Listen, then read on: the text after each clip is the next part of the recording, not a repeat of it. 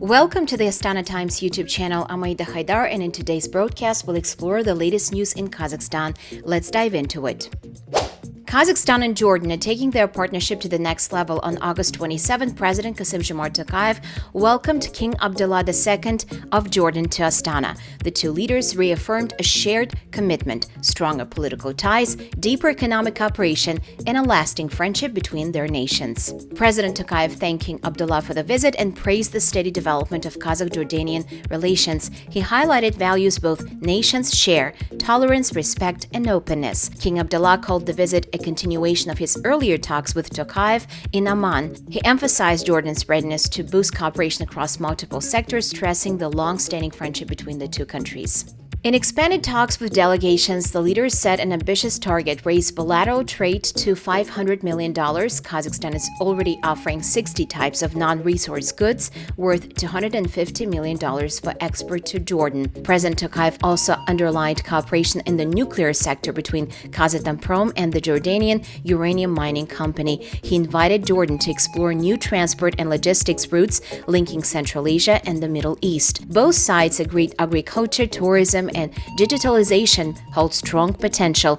Jordan also proposed joint projects in medicine, pharmaceuticals, halal production, and defense manufacturing. A major announcement came from Royal Jordanian Airlines. Starting next year, the carrier will launch direct flights between Amman and Almaty. This move will boost trade, tourism, and business ties while supporting Kazakhstan's strategy to make Almaty a regional aviation hub. The leaders also touched on culture and education, from academic partnerships to joint research projects. In a symbolic moment, King Abdullah awarded President Tokayev Jordan's highest state honor, the Order of Al-Nahda, for strengthening bilateral friendship. Tokayev called the award a powerful impetus for future cooperation. Later the same day, both leaders addressed the Kazakhstan-Jordan Business Forum. Tokayev showcased Kazakhstan's economic momentum with GDP growth of 6.3% in the first 7 months of the year. He emphasized the country's role as a strategic logistics hub with 12 international transport corridors and access to the ports of Aktau and Kurak. He pointed to Kazakhstan's global leadership in uranium production, nearly 40% of the market, and highlighted the new uranium cooperation agreement with Jordan. Agriculture was another focal point, with Kazakhstan offering high-quality halal and organic supplies, while Jordan's Al Jazeera Agricultural announced plans to set up a poultry farm in Kazakhstan. Medicine and pharmaceuticals also stood out. Kaz Biopharm and Jordan's Dadvet are preparing to expand vaccine exports to the Middle East and Central Asia. Tokayev stressed technological partnerships too, mentioning Kazakhstan's Digital Tenge, the new international AI center, and opportunities for collaboration between Astana Hub and Jordan's King Hussein Business Park. He invited Jordanian businesses to explore the Astana International Financial Center, highlighting its tax and visa benefits, English common law framework, and Islamic finance tools. In a warm conclusion, Tokayev called King Abdullah not only a friend but a brother. He said Kazakhstan and Jordan will remain close partners and trusted allies. King Abdullah echoed the sentiment, urging both sides to turn the spirit of the forum into concrete projects and inviting Kazakh companies to Jordan.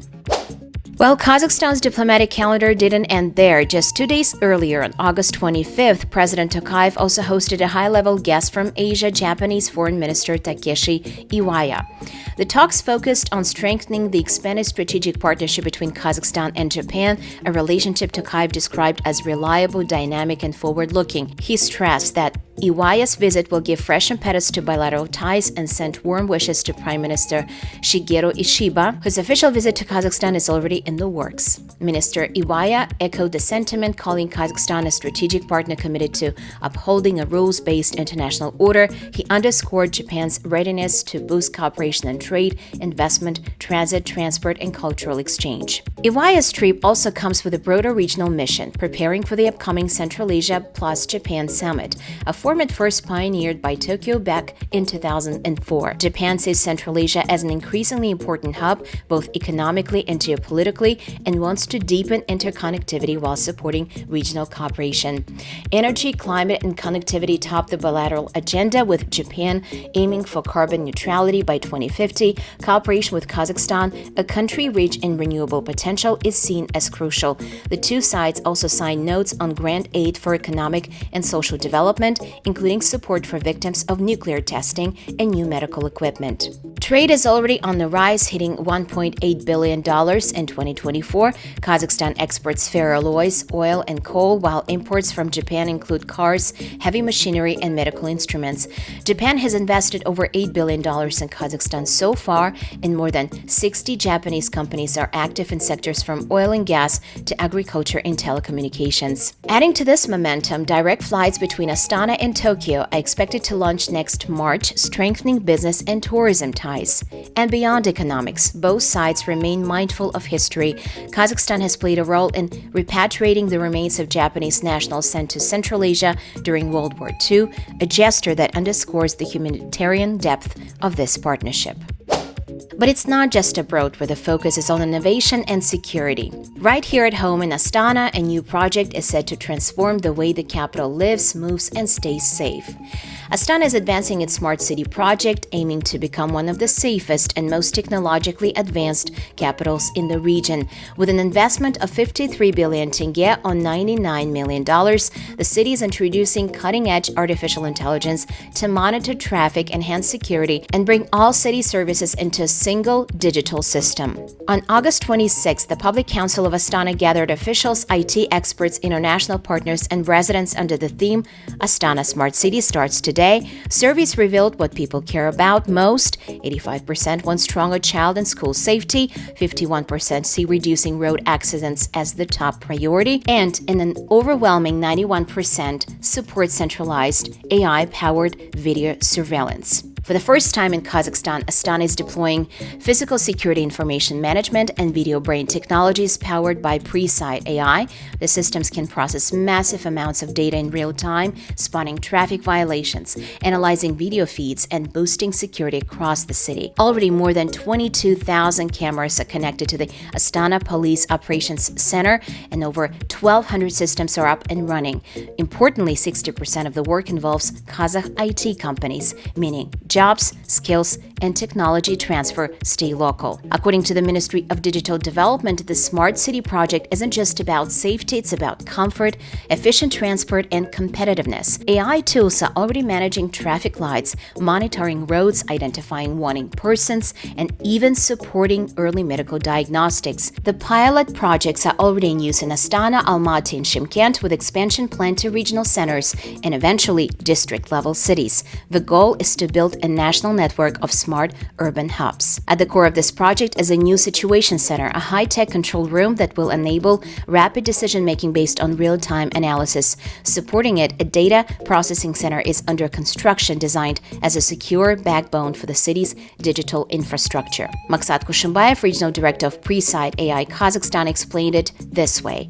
Our objective is to consolidate as much operational data as possible into a single environment. This unified approach will allow us to fully utilize the government's supercomputer, processing massive data volumes with high efficiency. Kazakhstan's football fans had plenty to cheer about this week. Almaty's football club Kairat made history, qualifying for the UEFA Champions League group stage for the very first time. In a nail-biting playoff against Celtic, Kazakh side held their nerve in penalties, winning 3-2. Goalkeeper Tamerlan Anerbekov turned national hero with 3 decisive saves, lifting Kairat onto Europe's biggest stage. This is more than just a win on the pitch. It's a breakthrough for Kazakh football, showcasing the country's growing competitiveness on the international scene. And while football fans are celebrating, the sports scene in Kazakhstan is heating up in other ways too. Take tennis, a game of serves, rallies, and nerves of steel. Here, it's not just about joy on the court, but about raising champions ready to take on the world. That's exactly what I discussed with Dave Miley, Executive Director of the Kazakhstan Tennis Federation. When he first came to Kazakhstan in the 90s, tennis was still a niche sport, mostly confined to Almaty. Fast forward to today, and he sees a country that has transformed its game completely, building state-of-the-art facilities, bringing tournaments home, and making tennis accessible to kids across the country. Watch this interview on our YouTube channel.